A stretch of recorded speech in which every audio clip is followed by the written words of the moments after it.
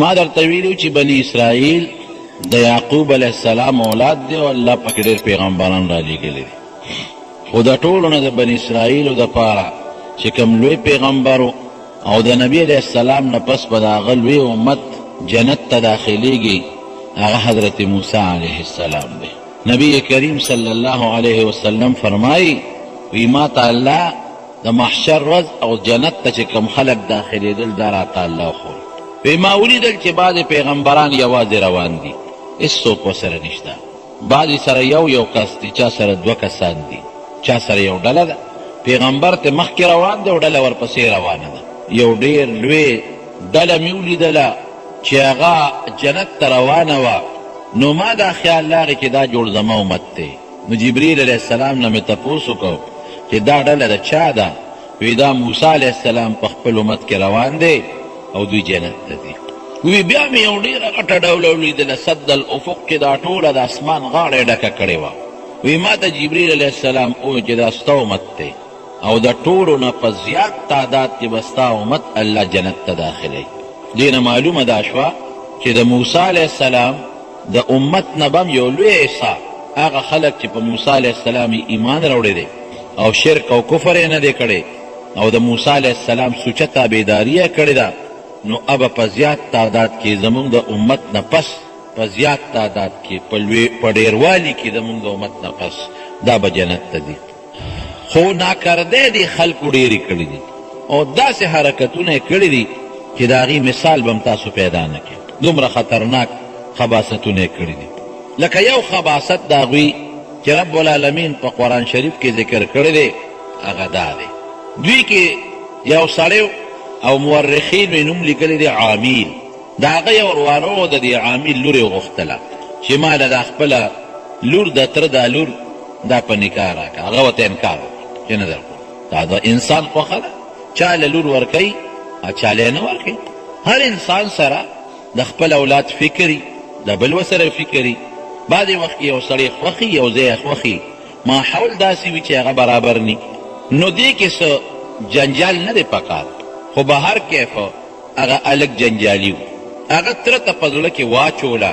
چې ما له خو دې تره دا لور را نکړه، هر وخت چې به نو زه به دې نه پرېږدم، دې به وجنم. وخت پکې تیر شو سازش او سکیم یې ورته جوړ کړه. دا ترې چې ته ځنګل ته تللی و دې ورپسې لاړ په هغه ځنګل کې یې مړ کړه، رواره لګي شو ترې مړ کړه. په داسې طریقه باندې مړ کړه چې هر څوک ته خبر نه شو، پته ونه لګېدله. او بیا ترې مړ کړه او چورلټ بیا چونکې دی ترو، نو بیا منډې مو والې ما تره چا وجلی دی؟ د دې بدل باله پرېږدم نه. کله په یو دعوه کله په بله دعوه خبره دې ته ورسېدله چې شکونه پکې زیات شو او دوی خو 12 قومه. ما تاسو ته مخکې ویلو چې 12 قومه دي، 12 یې چینې دي. نو یو قوم په یو دعوه کوي او بل قوم په بل دعوه کوي. دې ته خطره ورسېدله چې ممکن ده د قومونو په منځ کې جنگ جوړ شي او د موسی علیه السلام امت دا په لوی اختلاف کې پرېوځي. ځکه دا ټول یو ځای په وادي تیح کې اوسېدل. هغه صحرا کم چې صحرا د بحر قلزم نه دوی پورې وتل او د هغې یو طرف شام سره لګېدلی دی، بیت المقدس علاقې سره، او وادي سینا چې کوم کوهي تور دی بل طرف یې هغې سره لګېدلی دی. لویه دشته ده او لوی بیابان دی. دا هغه وخت دی چې موسی علیه السلام او هارون علیه السلام د خپل امت سره په دې دشتو بیابان کې ډېره دي. من او سلوا ولا راځي، ما درته مخکې جمعه کې ویلي. او سورې پې وریځ کوي، جامې یې نه زړېږي. الله پې دې احسان کړی، نه به یې جامې خیرنېدلې او نه به یې جامې زړېدلې. هېڅ قسمه دا مسله پکې نه وه. نه جامې خیرنېږي او نه جامې زړېږي. او ښکلې مزېدار آب و هوا ده، خشته اوبه وله خدای د معجزې د موسی علیه السلام پیدا کړي دي. د کاڼي نه 12 چینې روانې دي چې هر قوم ته خپله چینه بیږي. هلته یو خباست لا بله مو من او سلوا داسې سی به وله راتلې دا مړزان خو نه دي زموږ علما مړزان لیکي انډیا والا. او ما تاسو ته ویلو چې دا سیسی به غوښه یې خوږوي او د مړز نه غټې کمترې برابرې تقریبا کورکوړې عمرې. نو پیغمبر موسی علیه السلام ورته وی چې دا ګورې ذخیره کوی ما څه کوی په زړه غوښه چې تاسو یې ځان له ذخیره کوی، تازه دله راځي که نه؟ نو دا سپیرو ما خو ویلو چې د دې خباستونو او سپیروتوب مې راته ویلي، دوی به هغه غوښې ځان سره سبا او بل ورځ دپاره ذخیره کولې چې ته خلاصې نه شي او بندې نه شي. حضرت نبی کریم صلی الله علیه وسلم فرمایي حدیث کې راځي وایي که بني اسرائیلو دغه غوښه نه ذخیره کولې غوښه به نه څښا کېدله خو دوی ذخیره اندوزي شروع کړه نو الله تعالی په غوښه د څښاوالي نظام راوسته اوس چې غوښه دی چې ته په یخ ځای کې ایښودي خو بېله خبره ده خو که په یخ ځای کې دې کېنښودله نو غوښه څښا کېږي دا د انسان لپاره یو بهترینه غذا ده او بهترین خوراک دی نو الله به دا محفوظ ساته خو بني اسرائیلو غوښه خزانه کړه ذخیره اندوزي یې د غوښې وکړه نو الله ورته په بیماري راولګوله نو ګوره څومره تاوان یې ځان ته ورسه او نورو خلکو ته هم تاوان ونه رساو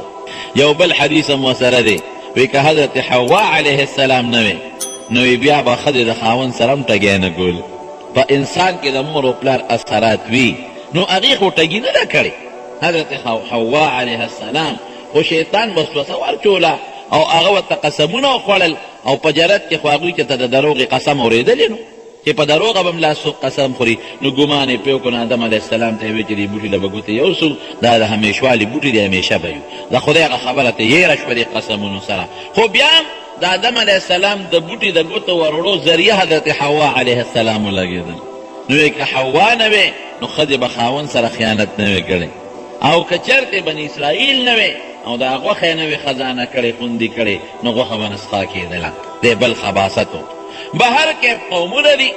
نو د دې قومونو یو بل سره او وادي تیغ دي ټول په یو ځای دیره دي په یو میدان کې پراته دي یو بل سره یو ځای پراته دي خیمو کې پراته دي میدان کې پراته دي نو جګړه جوړه شوه چا وی دا سړی تا وجلی دی هغه وی نه دا د هغې قوم سړي وجلی دی ممکن و چې د دواړو قومونو په منځ کې پکې لوی اختلاف راغلی وي قرآن شریف کې الله وایي قتلتم نفسا دغه د مدینې یهودیانو ته وایي چې ستاسو مشرانو یو نفس مړ کړ یو سړی مړ کړ په خپلې سړی مړ کړ فدارأتم فیها او بیا پکې یو بل سره اختلاف جوړ کړ مړ هم په خپله کړ بیا هم په بل وراړو هغه وجلی دی او ده وجلی دی او ده وجلی دی لیکن پرېښودی مې چې ته الله وي والله مخرج ما کنتم تکتمون تاسو چې کوم شی پټو الله وي ما ښکاره کړه ړکې دا رالل ړکې خو الله خبره اچوي حضرت موسی علیه السلام ډرالل صاحب زمونږ سړی مړ دی مونږ له قاتل را پیدا کړه زه یې دله سینګ پیدا کړه ویې ته الله ته سوال وکړه چې مونږ ته قاتل وکړه چې مسله ختمه شي او که الله مونږ ته دا قاتل ونه ښو نو دا خو لویه فتنه او فساد دوه قوم جنګېږي درې قوم جنګېږي او دا امت ټول تباه کېږي حضرت موسی علیه السلام الله ته درخواست وکړ چې الله د دې قاتل د ښکاره کولو یو بندوبست وکړه نو الله وی ډېره ښه ده نو دوی ته حکم وکړه چې تاسو یو غوا لالئ اذ قال موسی لقومه ان الله یأمرکم ان تذبحوا بقرة یو غوا لالئ دا د الله حکم دی د ځان یې ونه وي ان الله یأمرکم الله درته اډر کوي اډر دی حکم دی ان تذبحوا بقرة غوا لالئ دوی پکې رالل دا مشران یا صاحبه دا څه کې ملنډې ټوقې کې اتتخذنا هزوا مونږ پورې ملنډې کې ټوقې کې د غوا او د مړي څه تعلق دی چې غوا لاله کو مونږ خو چې مړي جم دی که قاتل راته وښایه په یو طریقه مو قاتل نو د غوا او د قاتل د خو نو څه فایده ده او د دې څه نسبت دی چې ته مونږ ته وایې چې غوا لاله که او ګوره یاد ساتئ دوی خو ټول عمر په فرعون قوم سره یو ځای تېر کړی په مصر کې د هغه مشرکانو سره یو ځای ژوند تېر کړی نو د هغې رسمونه رواجونه پکې راننوتي نو هغې به د غوا عبادت کو او د غوا به داسې عبادت کو چې غوا به ډېره لویه مقربه ګڼله لکه اوس هم هندوان د غوا ته په ډېر ښه نظر باندې ګوري تاسو ته پته ده په انډیا کې د قربانو په ورځو کې د مسلمانانو د هندوانو څومره جګړې کېږي دا هم په دقه کېږي چې مسلمانان قربانۍ کوي غواګانې حلالوي او هغې وایي چې غوا خو زمونږ یو مقرب شی دی غوا ته خو هغوی سجدې کوي هندوانو اوس هم دا قید او دا قانون دی په دې وطن کې پاتې شوي دي د دې مشرانو نه تپوس وکړئ ما خپله تپوس کړی د مشرانو ځکه درته وایم هغوی چې سهار پاسې د غوا سوټه راوالي نو هغه په کوي باندې مږي د غوا د سوټې دونه احترام به دلته چې کوم هندوان پاتې شوي دي سوټه به یې واغېسته او هغه به یې د کوي نه تاول او په کوي پورې به هغه د غوا سوټه مږله او په دیوال د پاسه به اوچت ځای کې مږله مجال شته چې د غوا د سوټې نه د هغوی غوښوې جوړ کړي یا سپیا کرې ته جوړه کړي او یا دې چېرته خرڅه کړي او یا دې ګنده ځای ته وغورځوي د غوا دونه هغوی احترام کوي د غوا ته د ډېر قدر په نظر ګوري او د الله پکې حکمت دا دی چې د غوا در باندې حلالوم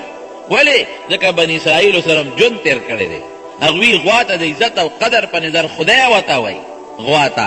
نو زه تاسو هغې سره هم ژوند تېر کړی دی هغه رسم در کې په دې رګونو کې پروت دی چې دا غوا لاله کوي چې دا رسم هم ختم شي کم قوم چې چا سره یو ځای ژوند تېر کړي هغه رسمونه پکې راځي زمونږ د قوم د مشرانو دلته هندوانو سیدل د هندوانو هغه رسمونه په مونږ په دې خلکو کې هم راغلي هندوانو به څه کول هغه رسمونه یې درته ښیم هندوانو به دا کول ما په خپله اورېدلي د مشرانو نه مې اورېدلي چې مړی به شو او کله به یې لمبه د تختې لوا به یې پخوله دا د هندوانو رسم دی اوس زمونږ خلک هم چې مړی شي او لمبه یې د تختې لوا پخوي چېرته نبي علیه السلام حکم نه دی کړی چې تاسو مړی لمبوئ نو دې خوا په تخته چې دې واچوئ لوا پخه کړئ چېرته صحابه کرامو دا حکم نه دی کړی چې یاره تاسو مړی یو ځای کې لمبېږي حلوا پخه کړئ او نه صحابو دا کار کړی نه تابعینو دا کار کړی دی نه تبه تابعینو کړی نه سلفو صالحینو چا هم دا کار نه دی کړی خیرات کولی شي هر وخت کې کولی شي د خیرات دپاره نه د ځای څه خصوصیت شته او نه د مکان څه خصوصیت شته هر وخت کې خیراتونه کولی شي خو د تختې دا الوا چې به دلته پخوله دا د هغه هندوانو رسم په مونږ کې رادننه شوی دی راننوتی دی په دې خلکو کې یا تختې ته به هغوی شمه او ډیوه بلوله چې کوم ځای به یې مړی لمبولي اوس هم بعضې خلکو کې دا رسم او رواج شته هلکه وي مړی شو او د تختې هغه کوټه کې وي رڼا کې شمه پکې بله کې ډیوه بجلی پکې بلې هلکه دا ولې وي دا روح دلته راځي نو چې تیاره نه او رڼا یې وته په دې دومره لویه لاره چې د لویې مقبرې نه راځي نو خیر دی که تیاره ده خو چې دلته رڼا دا چا ویلی چې روح دلته راځي روح خو نه راځي دا غلطې خبرې دي روح یا په سجین کې پروت دی که مردار دی که مردار دی نو روح په سجین کې پروت دی او که مردار نه دی نیکبخته دی نو روح په جنت کې پروت دی روح په علیین کې پروت دی خدای والی دی چې د دنیا د کړونو نه لاړ علیین ته او جنت ته او بیا تورنګلو ته راځي پاګل دی زه یو جنت ته لاړ شم او زه یو خشته باغ ته لاړ شم او زه بیا وایم چې نه زه تورنګلو ته ځم او زه دنیا ته ځم هغه تورې کوټې ته ځم چې کوم ځای لمبولی شوی یم خدای والی یم او چې په سجین کې پروت دی او فرشتو نیولی دی او وښکي وله شلی او دا سر وله ټکی نو هغې یې دې ته پرېږدي چې د لاړ شه د کور ډګه د ښځې تماشا به هم وکړي داسې د خلکو رسمونه رواجونه دي دا رواجونه دي د خلکو رونو ګورې دې رواجونو رسمونو هېڅ اعتبار نشته نو دا بعضې رواجونه د هندوانو دلته وو هغه رسمونه د خلکو د هندوانو سره یو ځای ژوند تېرو نو هغه رسمونه پکې رادننه شوي دي دقه رنګې بني اسرائیلو کې دا رسم وردننه و چې د غوا به ډېر احترام کو قدر به یې کو ځکه فرعونیانو دا چل کو نو الله پکې دا حکمت و چې ودرېږه دا غوا لالوم اسم خدای دا مړی جم دی کولی شي ولې عیسی علیه السلام چې به چف نارې کړی و مړي ته به یې قم باذن الله نو فورا به مړی جم دی شو قرآن شریف کې الله تعالی فرمایي یبرئ الابرص والاکمه ویحیی الموتی باذن الله چوپ یې نارې کړی برګې به هم جوړ شو چوپ یې نارې کړی ړوند به هم جوړ شو ړوند به هم جوړ شو موږ څه خبر وګڼې دا بشیر جان ما وله بوتل چې چوپ یې وکړه خو خیر هغه زمانه کې دی نو دې زمانه کې اوس هغه نشته نو چې چوپ به یې وکړې ړوند به جوړ شو برګې به جوړ شو مړي ته به یې قم باذن الله د الله په توفیق نو په بس نو دا خو الله کولی شوه خو د غوا علالولو کې حکمت تا دی یو څو حکمتونه مفسرین نور هم نقل کړي دي یو پکې دا دی چې پرېږده چې د غوا لاله شي چې دا تعظیم د خلکو د غوا دړه نه وځي ښه جناب نو وی تاسو غوا لاله کې هغې وی ښه اتت مونږ په ټوقې کې د غوا او د مړي څه نسبت او د جمدي کېدو او د قاتل د پیدا کېدو او غوا خو ډېر معزز شی دی دا څه کې حضرت موسی علیه السلام ورته غصه شو ظالمانو زه درته وایم ان الله یأمرکم دا د خدای حکم دی او تاسو وایئ ټوکې را پورې کې قال اعوذ بالله ان اکون من الجاهلین زه د جاهلانو دا ټوکې جاهلان کوي ټوکې ټقالې مسخرې او ملنډې جاهلان کوي او زما د جاهلانو د صحبت او مجلس نام امان دی خدای مې د هغې د مجلس نام ساتي نو تاسو لا ما ته وایئ ته لو ټوکې او مسخرې کوي زه د خدای نه سوال کوم چې خدای جاهلانو نه مې ساتئ هر وخت د خدای نه درخواست کوم نو چې د جاهلانو ملګرتیا مې نه ده خوښه هغې سره مې ناسته نه ده خوښه نو زه به د جهالت خبرې کوم چې څوک د جهالت خبرې کوي هغه ته خو جاهل وایي زه الله نه پناه نیسم خدای مې دې داسې نه کړي الله مې دې داسې نه کړي بس پوه شو ظالمانو دا خو د الله حکم دی او دا دونه معجزې مې ولیدلې بیا هم پکې شک و شبهه کوئ وی ښه یو چل دی جي ټیک شو غوا به حلاله کړو خو مونږ ته غوا وښایه قالو ادع لنا ربک یبین لنا ما هي الله نه سوال وکړه ځکه د الله حکم ته وی چې الله وایي چې غوا حلاله کړې دا به څنګه غوایي دا سوال وکړه د الله نه حضرت موسی علیه السلام ډېره ښه ده قال انه یقول الله تعالی فرمایي موسی علیه السلام ورته وایي انها بقرة لا فارض ولا بکر عوان بین ذلک فافعلوا ما تؤمرون وی دا غوا داسې ده چې نه بوډۍ ده او نه ځوانه نه بچی ده او نه بوډۍ ده، درمیانه غوا ده. بس یو درمیانه غوا راونیسئ، حلاله کړئ. الله حکم کوي حلاله کړئ چې اوس پته ولګي سړی راجمدې کېږي او که نه راجمدې کېږي. نو دوی خوړه کې دوه غلاګانې وې. یو غلی خوړه کې دا و چې دا غوا حلاله نه شي، غوا له ګوتې کوم ځای ورتلې، په فرعونیانو کې اوسېدلي. او دویم دا چې دا څوک مطالبه د قاتل کوي، قاتل هم دوی کې دی. دا خو به اوس مونږ خپل سړی په ښکاره شي، دعوه هم په یو قوم وکړه، په بل قوم هم وکړه، په مختلفو قومونو دعوې کوو. منځ کې چې غلا خو په دوی کې ده، نو اوس خو یې خبره د خولې نه وتې وه، ګنې غلا په دوی کې وه. او الله هم راټینګول چې اوس پته راته ولګېږي. په یو قوم دعوه کوئ، په بل کوئ، په اوس هم بعضې خلک داسې وي قتل یو وکړي او دعوې په نورو خلکو کوي. نو تاسو په خلکو دعوې کوئ، نو غله کې غلا وه چې غلا خو په مونږ کې ده. او دویمه دا چې غوا به څنګه حلاله نو بانې یې جوړولې. نو بیا وله راغلل موسی علیه السلام ته چې ادعو د الله نه سوال وکړه د پروردګار نه، ما لونها چې دا غوا رنګ راته وښیي چې رنګ به یې څنګه. نو موسی علیه السلام ورته بیا د الله نه حکم کوي، قال انه یقول انها بقرة صفراء فاقع لونها تسر الناظرین. دا داسې غوا ده چې تکه زیړه، لو زیړه غوا به ورسره پیدا کړي، پته به درته ولګي. توره پیدا کېږي، سپینه پیدا کېږي، برګیم پیدا کېږي، خړم پیدا کېږي، او دا زیړه به څنګه پیدا کېږي. او داسې زیړه نه، فاقع لونها شوخه زیړه، پیکه زیړه نه، شوخه زیړه، شوخه چې پوره زیړه یو پیکه زیړه به یې ښه نه وي، لکه دا بادامي کلر شو مثلا، او یو شوخه زیړه، شوخه زیړه به، او داسې شوخه زیړه به هم نه چې هغه رنګ یې خلکو ته بدې ښکاري. تسر الناظرین چې سړی ورته ګوري نو سړی به ورته خوشحالي. خو ډېره خشته غوا ده، یاره دا چې زما وي، یاره ډېره مزېداره غوا ده، یاره چې دا خو ما سره وي. نو زیړه شوخ رنګ، خو شوخ هم هغه بدنما رنګ نه چې د هر چا زړه ته پرېوځي. نو دی بیا ګرځېدل را ګرځېدل، نو درېیمه بانه یې جوړه کړه. نو بیا رالل، یا صاحبه الله نه دې سوال وکړه، ادعو لنا ربک یبین لنا ما هي ان البقره تشابه علینا وانا ان شاء الله لمهتدون. وی صاحب دا شعر باندې ګډوډ شو. مبره خو دې دا معلومه شوه چې د پیغمبر په خبره کې به نکتهچینی نه کوې، چونو چې را به نه کې، بس چې پیغمبر درته حکم وکوې ښه فورا عمل کوه. دا بې ضرورت او فضول خبرې دي. نو دین فضول سوالونه شروع کړل بني اسرائیلو.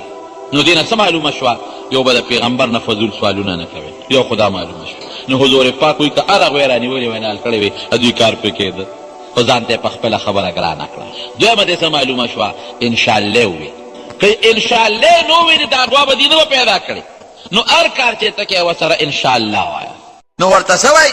وی ښه داسې غوا خو مونږ صاحب راته وښایه انشاءالله کوې. نو قال انه یقول انها بقرة، دا داسې غوا ده، لا ذلول تثير الحرث لا ذلول تثير الارض ولا تسقي الحرث مسلمة لا شية فيها. داسې غوا ده چې دا نه جوتی ده، جوتی هم نه ده چې ارټ پې ګرځي او یا پې څوک یوې کوي، او بار چې دی بار هم پې نه وړي، بار هم پې نه دی وړ شوی. او لا شیته فیها، لا شیته دوه معنی دي، داغ هم پې نشته، تکه زیړه ده. او لا شیته عیب هم پکې نشته، بیمار هم نه ده، پوره روغه ده، ټک ټوک نه کوي، ټوخېږي نه، طبق مبق به نه والي، ټوخېږي به هم نه. اوهو شی اوس به درته پته ولګي چې دا غوا اوس ته را پیدا کړي. داسې غوا چې نه ځوانه ده نه بوډۍ ده، تکه زیړه ده، مزېداره خشته زیړه شوخه. او دا درېیم شرط د هغې نه سخت شو، خطرناک شو. کمبخته خو یو غوا راونیسئ که نه، دا درېیمه پکې د هغې نه سخت شو چې دا به نه پټې ارټ تاوئ او نه به تسقي الحرث، او نه به ځمکه شلی، نه به پې کار شوي، جوتي به نه کار به پې نه شوی دی. او لا شیته فیها، داغ به پکې نه ظاهر وي او نه باطن وي. نو هره غوا چې زیړه به هم پیدا کړي، خو پخپه خو به یې چېرته یو تور داغ وي که نه، یو سپین خو به پکې وي، چونډه کې خو به یې داغ وي که نه، غوږ کې خو به یې داغ نه، ټوټې به هم پکې وي. هغې څه وایي؟ قالوا الآن جئت بالحق. اوس دې نه په درېیمه خبره کولی نه شي. که درېیمه خبره کوي ورته به وایي چې ښه دومره انچ اوچتی او دومره پټه پلنی، بیا به ورسره څه کوي؟ بیا خو یې بلکل نه شي پیدا کولی. او دومره پلنی او غوږونه یې دومره اوږدي او شونډه یې دومره اوږدی، قصه ورته ګرانېده. بس پوه شو صاحبه، بس رښتیا خبره دې وکړه. رښتیا دا نه چې ګنې دوی ته د غیب علم و یا دوی ته څه دغه و، نه نه چې بس چې زمونږ کوم مقصد و هغې سره دې برابر خبره وکړه، حق د واقعې سره مطابقت. زمونږ چې کوم مقصد و چې غوا راته معلومه شي، نو بس تا راته ټول اوصاف ذکر کړل او انشاءالله چې پیدا کوي. ګرځېدل په غوا پسې، دا غوا به اوس کوم ځای پیدا کوي. نو په یو سړی و په دا بني اسرائیلو کې ډېر زیات نیک سړی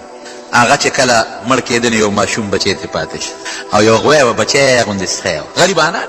نو ده دا غوا بورته دا غوا دا بچی دا سخی را پوټینې او ځنګل کې پرېښودله او چې ځنګل کې کله پرېښودله نو اعلان یې وکړ وی یا الله دا بچی ما تا ته وسپارله زما یو بچی دی او چې کله هغه زلمی شي او به دلته راځي الله دا به وله ورکوي دا په تا سپارلی امانت زه دې بره دې پورته علاقو ته یو ځل تللی نو هلته کې ما ته چا وویل لکه دا ځنګلې غرونه او یو دی دا هر چا خپل خپل غرونه یو خپل خپل ځنګل نو ما ته یقین وکړه یو سړي وي موږ بعضې څاروي په دې کې پرېښي چې دا اوچ څاروي یا بچی نه راکوزو بس هغه دې کې سړي په خپله پکې لویږي وی داسې څاروي هم پکې شته چې هغه هلته بچی غټه شوي هم ده او لنګه شوي هم ده او بچي هم شوي دي په دې ځنګلونو کې چې کله مو ضرورت شي ورپسې لاړ شو بیا راکوز کړو نو ځنګل کې دا بچی پرېښود او پاللی وسپارله نو چې مړ کېده نو ښځې ته وایي چې دا بچی د کله بالغ شو نو دغه ځنګل ته به یې ولېږي نو ما الله سره یو امانت یې ښودی ګوره عقیده خو عجیبه ده که نه یقین محکم الله سره مې یو امانت یې ښودی دی نو دی به الله ته آواز وکړي او داسې به وایي ای د ابراهیم ربه ای د یعقوب ربه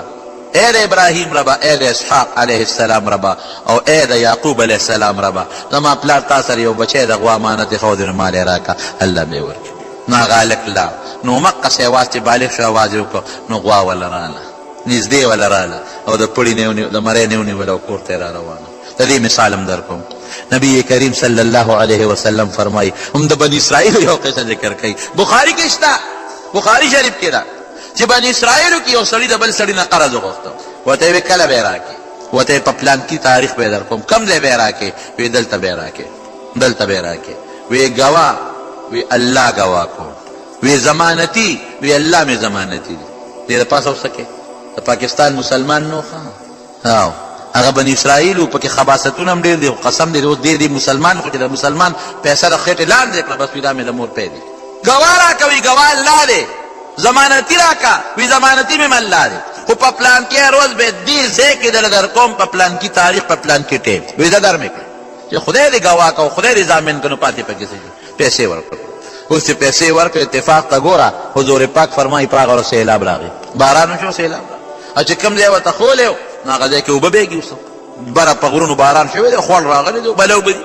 دا سړی لاړ یاره وره زما که چېرته هغه ملګري په کښتۍ کې را پورې وځي او ما له خپل شی راکړي نیټه مې پوره ده او یا که ما کښتۍ ومونته نو زه به ور پورې وځم خپل حق به ترې والم هغه سړي څه سوچ کړی دی چې ما خو الله ګواه کړی دی او ما خو الله ضمانت کې ورکړی دی نو د خدای سره خیانت خو نشم کولی نو هغه یو لرګی راواغېست اوس د کښتۍ ته چې پرې راشي او نه دې ورتلی شي لرګي یې راواغېست هغه یې دننه سوری کړ او هغه پیسې قرض یې راواغېست او په هغه لرګي کې دننه ور بندې کړ لرګی یې پرې ډک کړ او د پاسه ورپسې لرګی بل ور ټک کړ چې څو چاته پته ونه لګېږي او هغه لرګی یې راواغېست دریاب غاړې ته راغی او د دریاب په دغه غاړه کې اوبو ته راوویشت الله وی ته مې ګواه کړې ګور اوس ښه یقین دې ته وایي الله ته مې ضمانت کې ورکړې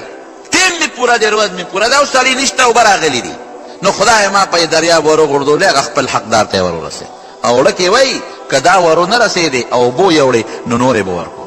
د هغه حق په دې نه خلاصو نور یې به ورکړم چې بیا اوبه کېني معذور یم خو یاره به دا یو چل کوم دریاب کې لرګي ور وغورځم نو دې راغې غریب اوس پر یې غاړه ګرځي چې کښتۍ راشي چې ورشم او یا کار راغی چې ما له خپل حق راوړي ما خامې شو هېڅ خوند یې ونه کړ دې کې ګوري یو لرګی دې غاړې ته راغی لرګی یې راوچت کړي چې دا خشاک خو به کور ته یوسم که خشاک به یوسم کور نور خو قرضدار یې مال راغی نو اوبه وچې شوې نو چې کور ته لاړ او لرګي یې کور وغورځو خدای ورته مال دې راوړه ویل ښځې خوند راغلی سړی خو ما ونه لید د کښتۍ وه چې زه پورې ځم نه راغی نو دا لرګي مې راوړه د خشاکه چې خوړ کېني بیا به ورشم ته برګې راواغې خو چې لرګي دې ټس ورکړه پیسې پکې لاندې راووتې او مقه لرګي خدای را رسول بخاري شریف کې نبي علیه السلام فرمایي صحیح حدیث دی او ورسره کاغذ هم لیکلی پروت دی چې دا پیسې ما درو لیږلې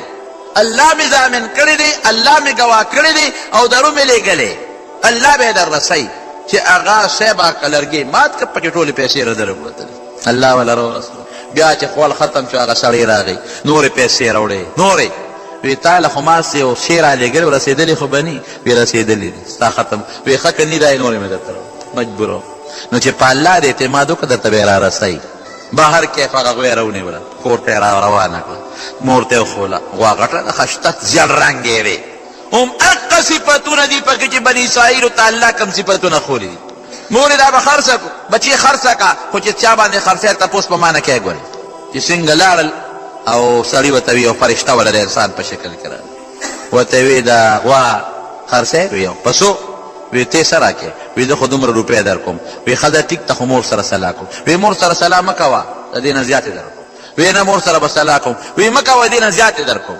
یاره چې مور سره مې سلا نه کړې نو نه خرڅوم